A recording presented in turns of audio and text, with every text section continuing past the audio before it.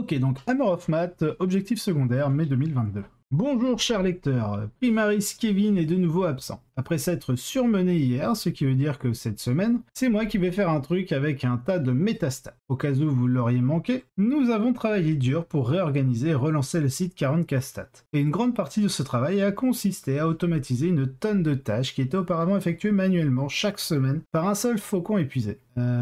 Exhausted Falcon, ouais c'est ça. Une chose que nous n'avons pas encore mise sur le site, mais sur laquelle nous travaillons, ce sont les données relatives aux objectifs secondaires. Alors aujourd'hui, nous avons pensé prendre le temps de faire le point sur les objectifs secondaires et leur évolution. Les données de cette analyse proviennent de l'application ITC Battle, qui fait maintenant partie de Goonhammer. Et c'est la première application pour suivre vos parties et vos statistiques. Je ne peux pas la recommander assez. Le scoring depuis la data slate. Commençons par les objectifs secondaires standards du livre Warzone Nashmood, Grand Tournament Mission. Nous disposons de suffisamment de données pour examiner les objectifs secondaires la dernière fois. Mais nous pouvons maintenant affiner notre analyse et ne prendre que les données du dernier mois, en commençant par les parties qui se sont déroulées après la date limite d'avril. À ce stade, nous disposons d'un peu moins de 6700 parties dans l'échantillon, ce qui nous donne un aperçu assez solide de la façon dont ces objectifs secondaires ont été atteints. On peut voir que le Battle Supremacy est pris à 74% du temps, donc très régulièrement, et en même temps, quand on voit que c'est Behind Enemy Lines, c'est un secondaire qui peut être régulièrement pris principalement par les Craft World, surtout si vous jouez des Vipers. Du coup, vous pouvez envoyer à pleine balle vos deux Vipers pour faire 4 points. Et votre adversaire, s'il ne les gère pas, va vous permettre de continuer de scorer. Et 4 points par tour, c'est beaucoup. Mais ça reste un secondaire qui n'est pas régulièrement pris, parce que c'est quand même assez difficile de sacrifier 2 unités pour scorer 4 points à chaque tour. Ensuite, nous avons Engage on All Front, où là, il suffit de s'engager à minima sur 3 quarts de table, de faire 10 points. C'est-à-dire que vous scorez à partir du tour 1 jusqu'au tour 5, donc pendant 5 tours, 2 points x 5, 10 points. Donc ce qui est très correct. Et de temps en temps, si vous arrivez à être présent dans les 4 quarts de table, vous allez justement augmenter ce palier. Et enfin, le Stranglehold, donc l'emprise, extrêmement utilisé. On peut voir que dans 46% des cas, 46% des fois où le Battle Supremacy est choisi, on a le Stranglehold. Et donc le Stranglehold, il faut que vous puissiez contrôler minimum 3 objectifs, et à la fois, il faut que vous en contrôliez plus que votre adversaire, donc c'est un objectif qui est extrêmement pris sur les scénarios avec 5 objectifs, parce que si vous en contrôlez 3, mathématiquement vous en avez plus que votre adversaire, parce que du coup il en reste que 2 sur table, et même si votre adversaire contrôle les 2 autres, vu que vous en avez plus et que vous en contrôlez au moins 3, vous marquez vos 3 points de victoire à la fin de votre tour, non pas du tour en cours, mais bien du vôtre. Donc, Stranglehold, alors les points moyens, on peut voir que Stranglehold est à 9,2 points en moyenne, 7,5 pour Engage on All Front et 8,9 pour Behind Enemy Lines. Alors bien que Behind Enemy Lines ne soit pas régulièrement pris, on peut voir qu'il rapporte quand même plus que Engage on All Front, en moyenne toujours. Alors ensuite, sur la catégorie, donc on va aller chercher la deuxième catégorie la plus utilisée, donc c'est le Shadow Operation à 59%. On a les Deploy Teleport Homer.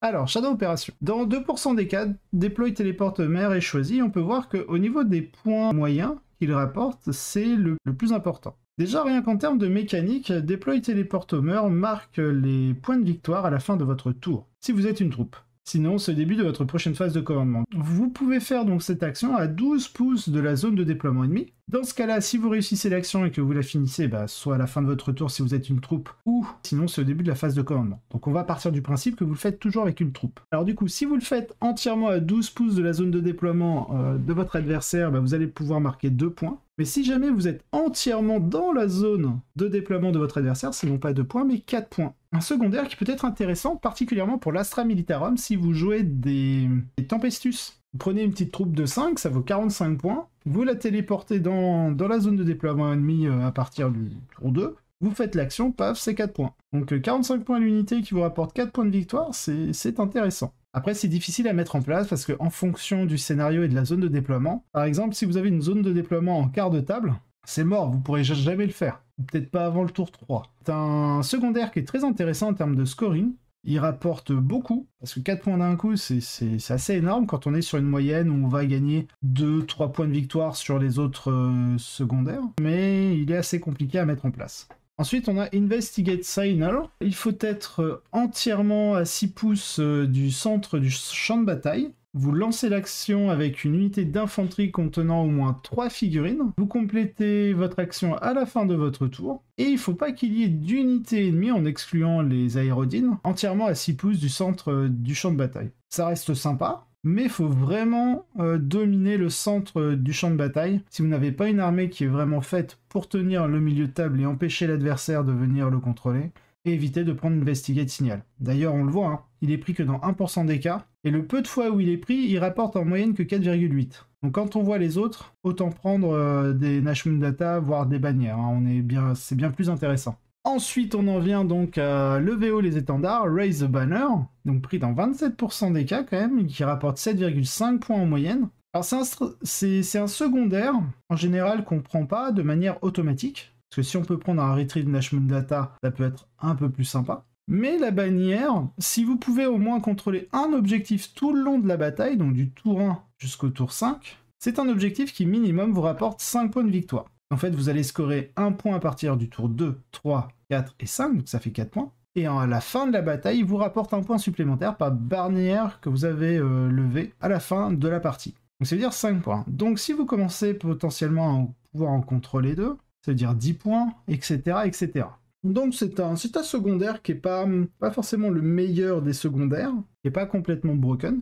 Et enfin, on a la terreur du Shadow Operation, c'est le Retrieve Nashmoon Data. C'est un secondaire qui a au moins changé 3 fois, il me semble, sur les 3 derniers CA. Donc il est quand même pique à 29% par rapport aux autres objectifs Shadow Operation. Il rapporte en moyenne 7,4 points de victoire, ce qui est correct, hein. Et donc là-dessus, ça va dépendre aussi pas mal des armées, mais c'est un secondaire qui peut scorer assez vite. C'est-à-dire que vous devez réaliser l'action dans chaque quart de table, et en fonction du nombre de quarts de table, ça va vous rapporter un certain nombre de points. Si vous faites l'action dans 2 quarts de table, vous gagnez 4 points, 3 quarts de table 8 points, et 4 quarts de table 12 points. Donc le point faible, on va dire, du secondaire, c'est qu'il est maxé à 12 points, et non pas à 15. Mais en termes de difficulté, on va dire, il est plus... il se base vraiment que sur la stratégie de votre liste, sans forcément prendre en compte la stratégie adverse. Donc si vous avez beaucoup de projections et que vous pouvez faire le Nashmoon Data, tant mieux. Ou alors si vous avez de nombreuses frappes en profondeur, tant mieux aussi. Il ne faut pas oublier justement que le Retrieve Nashmoon Data, vous devrez faire un test.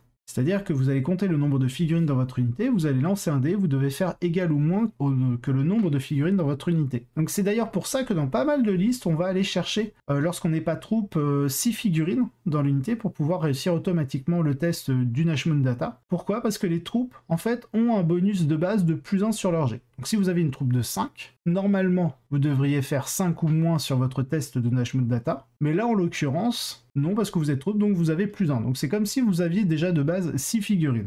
C'est plutôt bien. Donc voilà pour le Shadow Operation. Ensuite, nous avons le No Mercy No Respite. Voilà, il est pris dans 47% des parties. Donc nous avons le Grind and Down. Si vous avez détruit plus d'unités que votre adversaire à la fin du tour de bataille, vous marquez 3 points de victoire. Donc là c'est pareil, il va vraiment falloir voir l'armée adverse, à savoir si vous êtes en capacité de détruire à chaque tour plus d'unités que votre adversaire. Souvent c'est même plus intéressant d'être deuxième joueur, comme ça vous savez pertinemment combien d'unités votre adversaire a tué, et donc vous allez forcément cibler les unités ennemies à détruire pour pouvoir soit égaliser le score pour l'empêcher de scorer parce que c'est lui qui l'a pris, ou alors vous de gagner des points de victoire en détruisant plus d'unités que lui, parce que c'est vous qui avez choisi cet objectif. Il rapporte en moyenne 6,4 points de victoire, donc ça fait que vous scorez en général 2 fois avec, parce que votre adversaire va vous empêcher de le scorer. C'est un peu le point faible en fait de ce secondaire. Ensuite, nous avons le No Prisoner, et complètement en fonction de l'armée que vous allez affronter. Soit il en rapporte peu, soit il en rapporte bien. En général, c'est un objectif où vous n'allez pas forcément chercher le 6, 7, 8 points, mais plutôt le 10, 12 points minimum. Quand je parle de 10 points, vous allez détruire 100 points de vie. En général, quand vous pouvez dépasser en fait les 100 contre une liste, ça veut dire que vous allez pouvoir marquer 12 points. Et 12 points, c'est intéressant parce que 12 points, c'est un Nashmoon Data, c'est un Warp Ritual, enfin voilà, c'est quand même un nombre de points de victoire qui est assez conséquent, et vu que ça se base simplement sur la destruction de l'armée adverse, de toute manière, quand vous allez le prendre, il faut vous dire, ok, est-ce que les unités de la liste de mon adversaire, je suis obligé de les détruire parce que sinon elles vont me faire trop mal. Par exemple, je sais pas, un Custodes qui joue comme Zig une chier de Sagittarium, bah ça va faire pas mal de No Prisoner. En même temps, le Sagittarium, je suis obligé de lui rentrer dedans parce que c'est super OP, il va me tirer pleine bouche, ça va faire mal. Donc je suis obligé d'être amené à le détruire. Donc du coup, là, le No Prisoner est très intéressant. Donc c'est vraiment ce genre de questions qu'il faut que vous puissiez vous poser. Est-ce que les unités que je dois détruire, déjà de 1, va me rapporter des points de victoire ? Et de 2, est-ce qu'elles sont suffisamment létales pour m'obliger à les détruire afin d'être bien dans ma partie? Après, c'est pareil, vous avez des armées à mécanique, entre guillemets. C'est-à-dire que moi, je jouais le week-end dernier une liste tyrannide avec un Tervigon et des Thermagontes, et je fais report beaucoup de Thermagontes. Donc je sais que de base, le point faible de ma liste, c'est que mon adversaire prenne le No Prisoner et puisse potentiellement faire ses 15 points. Bon, il s'avère que mes 3 premiers adversaires n'ont jamais pris le No Prisoner, je sais pas pourquoi. Suffit de spammer les tirs contre les Thermagontes sans jamais la détruire entièrement pour me permettre de rip-up et du coup de scorer facilement les 15 points de No Prisoner, mais bon. Donc voilà, vraiment le No Prisoner, c'est faites attention à la liste adverse et posez-vous les bonnes questions. Ensuite, on a le To The Last. Alors attendez, je vais boire un petit coup. To The Last. Alors là, clairement, dans 20% des cas, beaucoup d'armées se basent dessus et c'est très bien. Parce que du coup, là, c'est complètement dépendant de la construction de votre liste. C'est-à-dire que vous devez prévoir, dans la construction de votre liste, 3 unités qui vont coûter les plus chères, ou en tout cas 3 unités les plus chères qui vont au moins avoir le même coût. Comme ça, vous allez pouvoir les choisir. C'est pour ça notamment que dans le Craft World, on voit beaucoup de Swooping Hawk, Baharot, et dans les listes Ultway, c'est unité de Swooping, Baharot et Eldrad, parce que c'est les 3 unités qui coûtent les plus chères, et donc du coup, il peut prendre To The Last. Et vu que ce sont des unités qui sont ultra safe, c'est-à-dire que Eldrad, bah, il va rester fond de cours, un peu comme un Neurotrope, quelque part. Ensuite, on a Baharot qui peut, à la place de Conso ou de Battle Focus, se TP n'importe où sur le champ de bataille. Ok lol. Et les Swooping Hawk qui, durant leur mouvement de Battle Focus, peuvent se DP n'importe où sur le champ de bataille. Enfin, 9 pouces de toute figurine ennemie à chaque fois, évidemment. Mais du coup, ce sont des unités qui sont insaisissables. C'est-à-dire que vu qu'on aura rarement la possibilité de les choper autrement que par des tirs indirects ou par une erreur de positionnement de notre adversaire, eh bien c'est souvent 15 points gratuits donnés au Craft World. C'est pareil, il y a une époque, là si on remonte vraiment plus loin en arrière, c'était la Death Guard avec les 3 Plague Burst Crawlers, vu que c'était des unités qui coûtaient je crois 175 ou 180 points, vu que c'était les unités les plus chères de leur liste, c'est pour ça qu'ils jouaient juste genre 3 Deathshroud par-ci, 3 Deathshroud par-là, pour jamais dépasser le coût en points des Plague Burst Crawlers, ce qui leur permettait d'avoir 15 points automatiquement. Bref, To The Last, excellent secondaire à partir du moment où vous construisez correctement votre liste pour pouvoir l'utiliser. Ensuite, nous avons donc purgé l'ennemi, qui est choisi à 40% des cas. Donc on a Assassination, donc là c'est pareil, ça va être complètement en fonction de la liste de votre adversaire. Autre question aussi à se poser, c'est quels sont les personnages que vous allez pouvoir détruire, ou vous aurez potentiellement des occasions pour les détruire. Parce que typiquement, bon là je reprends l'exemple d'Eldrad. Je sais pas, un crafter qui joue Ultway, il a Eldrad Baharot, d'autres Farseer, par exemple. Bah du coup, vous n'allez pas compter sur les points que peut vous rapporter Eldrad, parce qu'il sera au fond de la cour, donc va falloir aller le chercher. Vous n'allez pas non plus compter les points de Baharot, parce que bon, déjà c'est un Seigneur Phoenix, donc vous pouvez pas lui enlever plus de 3 PV par tour, sauf si vous jouez Tyrannide avec l'Obliterax, potentiellement, et ISTP Consolidation. Donc déjà, c'est 2 persos que vous pouvez pas scorer. Autre exemple, les Tyrannides. S'il a 4 personnages, admettons, il a un Neurotrope, bon bah lui c'est comme Eldrad, hein. Va falloir aller au fond de la table du Tyrannide pour aller le choper, principalement. Bah du coup vous allez potentiellement pouvoir scorer que sur 3 autres personnages. Si vous avez potentiellement un Hive Tyran avec l'Overrun, il va vous rentrer dedans, il va vous détruire l'unité et il va se barrer, ça va être relou. Le Tervigon, bah vous avez des Gaunts à affaiblir.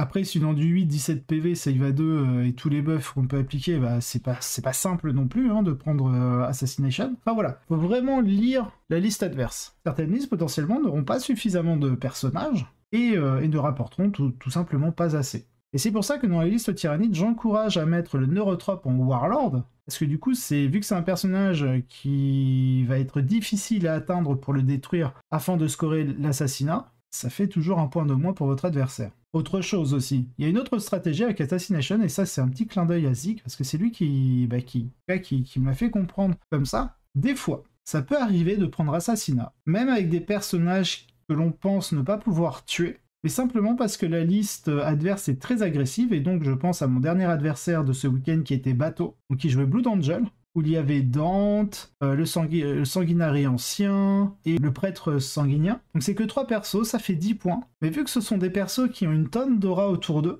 donc ils vont se déplacer avec tout ce qui est sanguinari guard, vétéran vanguard et compagnie de la mort, bien du coup ça veut dire que potentiellement si je prends assassinat, ça veut dire que si bateau, donc si mon adversaire agresse avec ses personnages mon armée, il prend le risque de me permettre de scorer sur assassinat. Et donc du coup, ça peut obliger l'adversaire à jouer un peu plus safe, moins agressif, et du fait qu'il joue moins agressif, vous offre plus de tempo sur la table. Donc assassinat, oui, il faut voir par rapport à la liste adverse, se poser les bonnes questions sur les personnages que l'on va pouvoir abattre, mais surtout aussi, il faut comprendre la stratégie de la liste adverse. Bon, Blood Angel, c'est pas très difficile à lire. Hein. Il a plein de jump high qui va vouloir vous sauter à la gorge et vous concasser le visage. Et donc du coup, en fonction de la stratégie de la liste adverse, vous pouvez prendre assassinat. Comme ça, si jamais votre adversaire implique des personnages dans les combats, et s'il les perd, et bah, il vous donne des points en fait.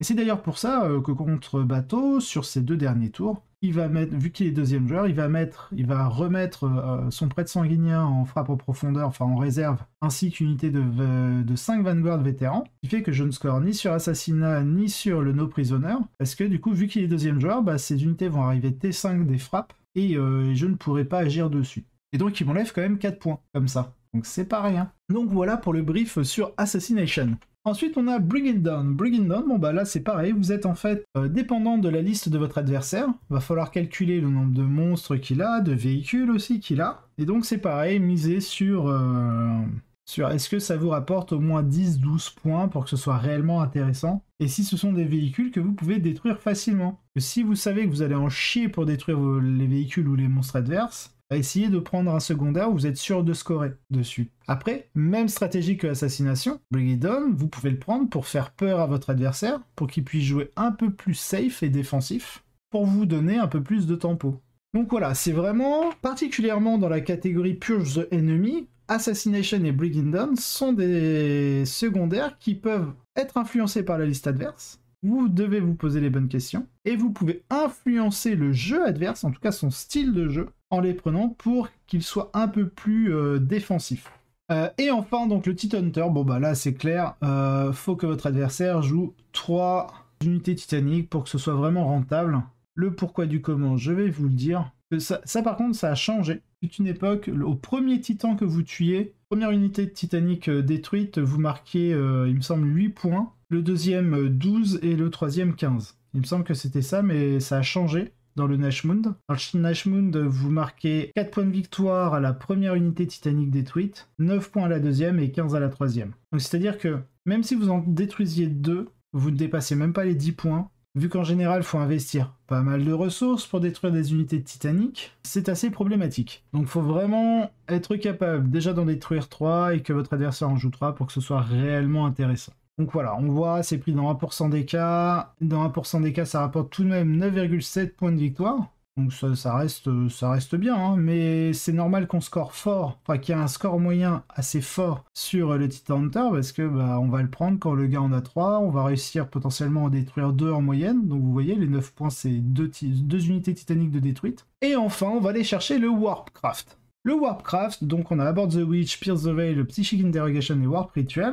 Dans 15% des cas, c'est la Psychic Interrogation, et on peut voir qu'on a quand même un scoring assez important de 8,2. C'est-à-dire qu'on le cale en moyenne entre 2 et 3 interrogations mentales. La Psychic Interrogation est intéressante quand vous avez une armée qui est plutôt solide sur ses appuis, et c'est pareil, vous allez le prendre en général contre des armées qui n'ont pas de psycheur. C'est la force en fait des armées ou des listes d'armées où vous allez intégrer au moins un psycheur pour aller chercher l'interrogation mentale. Donc c'est pour ça que dans certaines listes custodes notamment, on peut voir apparaître de temps en temps un inquisiteur. Ce n'est pas forcément pour les pouvoirs psychiques de l'inquisiteur qu'on le cherche, même si en fonction des match-up ça peut être très bien. Mais c'est principalement pour aller chercher l'interrogation mentale contre toutes les armées qui sont du type Tau, Drukhari. Certaines armées de Space Marine qui ne jouent aucun Psyker, ça peut être utile aussi, parce qu'on a régulièrement pas mal de personnages dans les armées Space Marine. Je déconseillerais de prendre la Psychique Interrogation dans une partie où, même s'il n'y a qu'un seul Psyker adverse, parce que votre adversaire, ce qu'il peut faire, c'est vous autoriser tous vos pouvoirs, sauf le scoring. Et là, il va se dire, ok, tu fais l'interrogation mentale ou tu fais le ritual warp, ok, d'accord. Je me mets à 24 pouces du psyker qui va faire, du personnage de psyker qui va faire l'action, et vous allez dire, bon bah, là, le G, je tente un deny, et si vous réussissez, bah, vous l'empêchez de scorer. Et donc du coup, bah, potentiellement, il va pas se battre sur 45 points au niveau de ses objectifs secondaires, mais sur 30 points. Si derrière, il a pris un Retrieve National Data, bah, il va pas forcément se battre sur 30 points, mais sur 27, etc., etc. Donc, attention là-dessus quand même, lorsque vous choisissez une action psychique, il faut vraiment que vous soyez dominant sur cette phase pour pouvoir scorer. Donc, Warp Ritual, même combat, parce que de toute façon, c'est une action psychique. L'avantage du Ritual Warp, c'est que bon, déjà, il est maxé à 12 points, mais surtout, vous n'avez besoin que de le faire 3 fois. C'est-à-dire que contrairement à l'interrogation mentale où on va devoir deny et réussir à deny tout le temps pour vous empêcher de faire les 15 points, le Warp Ritual, vous pouvez sur 5 tours, vous pouvez vous permettre d'être deny 2 fois et de le réussir 3 fois. Donc voilà, petit avantage au Ritual Warp par rapport à l'interrogation mentale, mais sur l'interrogation mentale, on peut scorer plus fort d'un coup, vu qu'on est capé à 15 points sur l'interro et seulement 12 points sur le Ritual Warp. Mais le Ritual Warp vous demande d'être à 6 pouces du centre de la table pour pouvoir le faire. Et c'est Wheezing, là c'est plus Woolly Wheezing. Ensuite on a Pierce the Veil, il est pris dans 0% des cas, parce qu'il a été pris que 41 fois sur les 6000 et quelques parties, ce qui est risible. Hein. Par contre il a un scoring de 8,7, et je vais aller voir, parce qu'alors là, vu que je le prends jamais celui-là, et je l'ai jamais vu pris. Pierce the Veil, unité psycheur, peut tenter cette action psychique. 6 pouces du... Donc c'est Wheezing 6 pouces, donc à 6 pouces du territoire ennemi, mais à plus de 6 pouces de toute figurine ennemie. Donc voilà, la condition est assez difficile à faire. Alors, donc on score 8 points de victoire à la fin de la bataille si une ou plusieurs unités de mon armée a réussi à compléter cette action psychique 2 fois ou plus durant la bataille. Ou alors on va marquer 15 points si à la fin de la bataille, une ou plusieurs unités de notre armée a complété cette action psychique 4 fois durant la partie. Et enfin, le dernier, c'est Aboard the Witch, qui rapporte beaucoup de points. On peut voir en moyenne, un 9 points, c'est assez conséquent en moyenne. Tout simplement parce que dès que vous n'avez pas de psycheur dans votre armée, vous pouvez le prendre. Et dès que vous allez affronter du Thousand Suns ou du Grey Knight, vous allez avoir l'occasion de marquer énormément de points là-dessus. Et des fois, c'est aussi un peu pour ça qu'on va éviter de prendre des psychers dans la liste pour pouvoir se permettre de prendre Aboard the Witch. Pendant un moment, le Chevalier Gris et le Thousand Suns étaient très en dessous en termes de méta et du coup rendaient Aboard the Witch moins intéressant, mais maintenant qu'il y a un retour de ces deux factions dans la méta, c'est un secondaire qui redevient intéressant. Voilà pour les secondaires, donc on a un peu détaillé le tableau et on va lire un peu ce qu'ils nous en disent.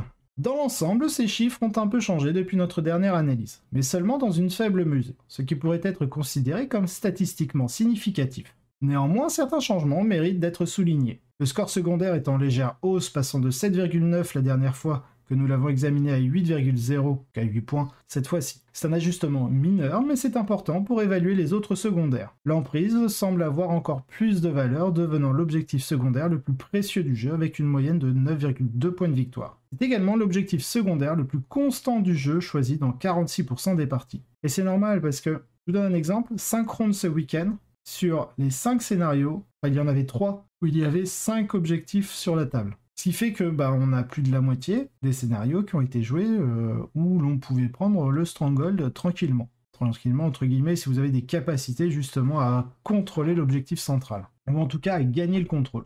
Les scores ont généralement augmenté pour les objectifs secondaires de Battlefield Supremacy, alors qu'ils sont restés stables ou ont diminué pour les autres catégories. Cela peut être le signe d'un changement dans la philosophie de l'armée qui s'éloigne des objectifs secondaires de type tuer pour se tourner vers des objectifs secondaires plus faciles à marquer, quel que soit l'adversaire. Les objectifs de Battle Supremacy ne sont pas à somme nulle. Grind and Down a baissé d'un demi-point en valeur moyenne. Cela vaut la peine de surveiller si cela est le résultat d'une série d'unités du jeu devenant soudainement plus durable, ce qui rend plus difficile de clôturer le score sur ce point. Avec une moyenne de seulement 6,4 points par partie, Grind and Down est devenu le deuxième pire objectif générique du jeu, bien qu'il soit choisi par 14% des joueurs. Pour moi, c'est un objectif piège. Arborer la sorcière a perdu un point complet de valeur, un résultat statistique significatif passant de 10,2 en moyenne à 9, après la mise à jour. Cela peut aussi être dû au fait que les Chevaliers Gris et les Thousand Suns, les armées clés qui ont abandonné cet objectif, sont devenues beaucoup plus résistantes grâce à l'armure du mépris.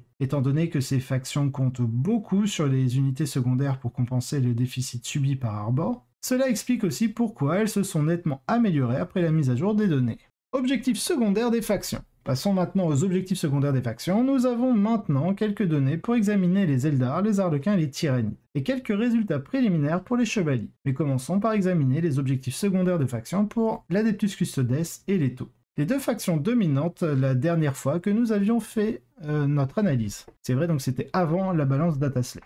Alors qu'il n'y a pas eu assez de parties de Genestealer's Cult ou des Black Templars pour vraiment creuser dans leur secondaire après la mise à jour, il y a eu assez de parties de Custodes et des Tau pour parler de ces factions et de la façon dont elles ont évolué depuis la mise à jour. En particulier, les Custodes ont connu des baisses substantielles, bien que directionnelles, de leur score secondaire de faction, notamment pour Auric Mortalis. Encore une fois, ils sont devenus légèrement moins bons pour survivre et leur adversaire légèrement plus coriace. Le score de Sten Vigil a également baissé, ce qui est logique dans le contexte où la faction a perdu l'objectif sécurisé sur un certain nombre d'unités. Pour les Tau, l'histoire est un peu plus positive où nous avons vu de petites augmentations directionnelles des scores pour les relais de ciblage aérospatial et l'action décisive qui n'ont pas grand chose à voir avec le meurtre. Les deux semblent relativement fiables, bien que situationnels en tant qu'option. Côté Eldari, Scribe Future est l'objectif secondaire de Craftworld le plus souvent choisi et c'est un choix assez banal avec un score moyen de 7,8 points de victoire juste en dessous de la moyenne de 8 que nous avons observé pour les objectifs secondaires génériques. Bien qu'il soit choisi beaucoup moins souvent, le chemin caché et éclairer l'ennemi,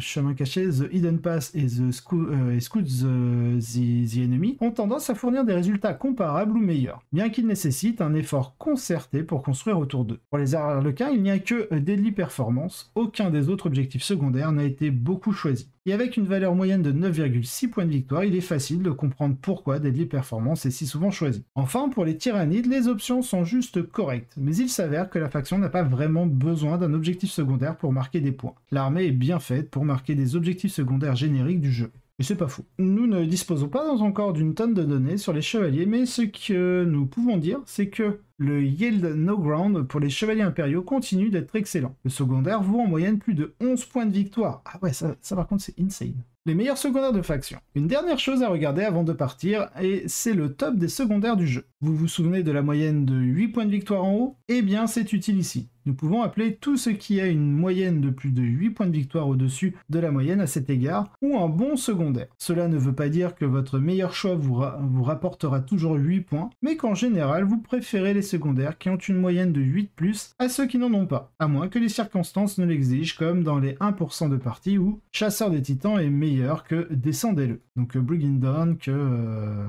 Titan Hunter. Nous avons fixé le seuil à 30 jeux ici, mais si vous vouliez le porter à 50, vous ne perdriez que Relentless Assault et Uncharted Second Sea. Le premier est facilement remplacé par Oaths of Moment pour Blood Angel de toute façon. Il y a quelques vieux piliers ici. Rituel de purification reste l'objectif secondaire le plus puissant du jeu, tandis que Héritage de la proie continue probablement à aider et maintenir Drukhari à flot malgré 4 séries de nerfs. Le nouveau challenger sur cette liste est Yield No Ground qui apparaissait déjà dans notre analyse de mars comme un objectif secondaire de premier plan, moyenne de 10,4, et qui continuera probablement à figurer parmi les meilleurs objectifs secondaires du jeu. Maintenant que les chevaliers ont un nouveau codex, le problème reste en tant que choix de Battlefield Supremacy. Il ne fournit pas autant de valeurs excédentaires que Purifying Ritual. Ne figurant pas tout à fait sur cette liste, mais pas assez bas, pour être qualifiés de mauvais, les deux secondaires Orc Stomp and Good à 7,3 et Get the Goods Beats à 7, ainsi que Spread the Sickness à 7,3 de la Death Guard. Et Scribe Future, Auric Mortalis et Sten Vigil entrent également dans cette catégorie comme nous l'avons vu plus haut. Donc si ce sont les meilleurs choix, quels sont les pièges? C'est-à-dire les secondaires de faction que les gens prennent mais qui donnent systématiquement des résultats médiocres. Eh bien regardons les objectifs secondaires que les joueurs prennent souvent mais qui rapportent en moyenne moins de 7 points par partie. En tant que joueur de la Death Guard, je peux vous dire que je savais que Despoiled Ground était un choix piège depuis plus d'un an maintenant. Mais certains des autres sont un peu plus surprenants. The Emperor est juste à la limite ici. Mais c'est aussi un remplacement pour les secondaires de meurtre qui peuvent être très difficiles à marquer contre de nombreuses listes. Cela le rend plus utile que, disons, The Long War, qui doit rivaliser avec To The Last et No Prisoner. Bien qu'il soit probablement plus difficile à choisir pour le Chaos Space Marine que Grind Them Down. Pour conclure, il n'y a pas eu beaucoup de surprises dans l'ensemble, sauf pour Grind Them Down, dans le nouveau monde post-armure du mépris. Il y a encore moins de raisons de le prendre dans la plupart des parties, et il vous expose à beaucoup trop de risques pour compenser les inconvénients, en particulier quand un mauvais tour de votre côté ou un bon tour de l'adversaire peut signifier un changement de 3 points de victoire. Nous devons bientôt nous pencher sur les choix de catégories et leur impact sur le score. Souvent, lorsqu'il s'agit de choisir des secondaires, les armées de niveau moyen ont un excellent choix, un choix correct, et doivent ensuite dépendre de la liste de l'adversaire qui fournit un secondaire mortel comme troisième choix. Une chose qui peut élever les meilleures factions du jeu est d'avoir un secondaire de faction qui peut les remplacer, comme ce que le Ritual Purificateur fait pour les Chevaliers Gris ou comment Colère de Magnus aide les Thousand Suns dans certains matchs. Une chose que le prochain pack de missions promet est une refonte des secondaires de faction. Il sera intéressant de voir comment Games Workshop les ajuste. À ce stade, nous avons au moins une option pour chaque faction du jeu, mais elles ne sont pas toutes égales. Bien que nous nous attendions à ce que les mises à jour de points améliorent, renforcent de nombreuses factions du jeu dans le mois ou les 2 mois à venir, il sera également bon de voir certains des secondaires de factions les plus faibles être retravaillés, tandis que certains des plus forts sont élagués un peu. Vous avez des questions ou des commentaires, envoyez-nous un message dans les commentaires ci-dessous ou à l'adresse contact@goonhammer.com.